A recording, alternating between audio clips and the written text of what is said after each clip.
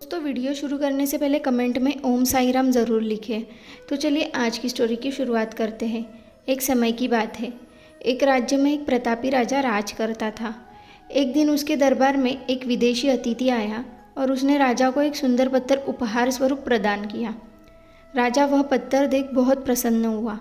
उसने उस पत्थर से भगवान विष्णु की प्रतिमा का निर्माण कर उसे राज्य के मंदिर में स्थापित करने का निर्णय लिया और प्रतिमा निर्माण करने का कार्य राज्य के महामंत्री को सौंप दिया। महामंत्री गांव के सर्वश्रेष्ठ मूर्तिकार के पास गया और उसे वह पत्थर देते हुए बोला, महाराज मंदिर में भगवान विष्णु की प्रतिमा स्थापित करना चाहते हैं। 7 दिवस के भीतर इस पत्थर से भगवान विष्णु की प्रतिमा तैयार कर राजमहल पहुंचा देना। इसके लिए तुम्हें 50 सुवर्ण मुद्राएं दी जाएंगी।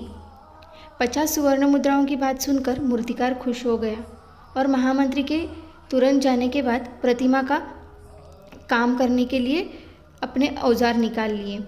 अपने औजारों में से उसने एक हथौड़ा लिया और पत्थर तोड़ने लगा। पत्थर तोड़ने के लिए उस हथौड़े से वार करने लगा, किंतु पत्थर जैसे कि तैसा ही रहा। मूर्तिकार ने हथौड़े के कई बार पत्थर पर किए, किंतु पत्थर टूटा ही नहीं।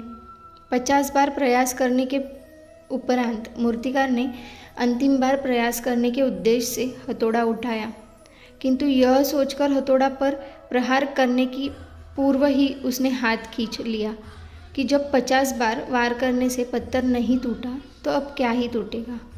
वह पत्थर लेकर वापस महामंत्री के पास गया और उसे यह कह वापस कर आया कि इस पत्थर को तोड़ना नामुमकिन है, इसलिए इसे भगवान श्री विष्णु की प्रतिमा नहीं बन सकती। महामंत्री को राजा का आदेश पूर्व स्थिति में करना था, इसलिए उसने भगवान श्री विष्णु की प्रतिमा निर्मित करने का कार्य गांव के एक साधारण से मूर्तिकार को सौंप दिया। पत्थर लेकर मूर्तिकार ने महामंत्री के सामने ही उस पत्थर पर हथौड़े से प्रहार किया और वह पत्थर एक बार में ही टूट गया।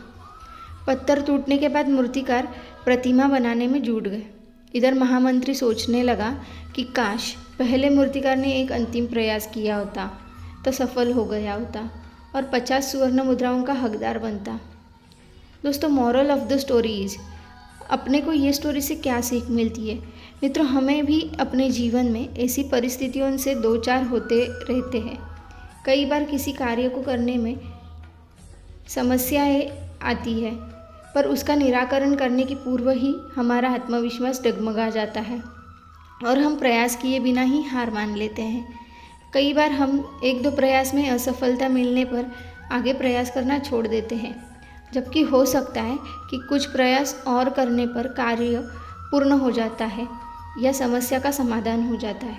यदि जीवन में सफलता प्राप्त करनी है तो बार बार असफल होने पर भी तब तक प्रयास करना नहीं छोड़ना चाहिए जब तक सफलता नहीं मिल जाती।